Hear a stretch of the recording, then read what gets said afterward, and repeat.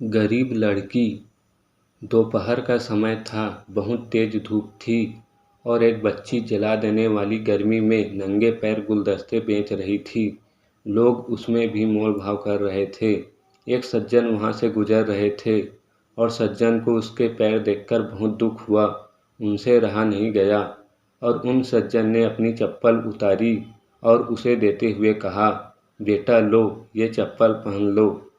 लड़की को यह देखकर रोना आ गया और चप्पल लेने के लिए मना करने लगी।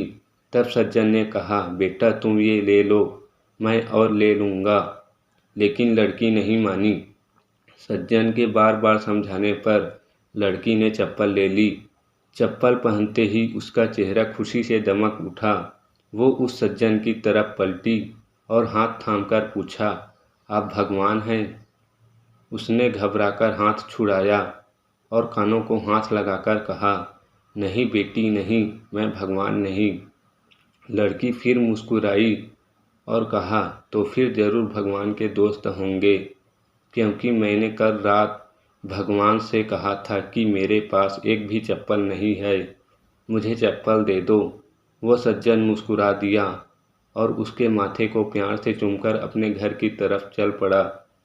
अब वो सज्जन भी जान चुके थे कि भगवान का दोस्त होना कोई मुश्किल काम नहीं, खुशियाँ बांटने से बढ़ती है। हमारे यहाँ दान की परंपरा यानी देने का सुख प्राचीन काल से चला आ रहा है।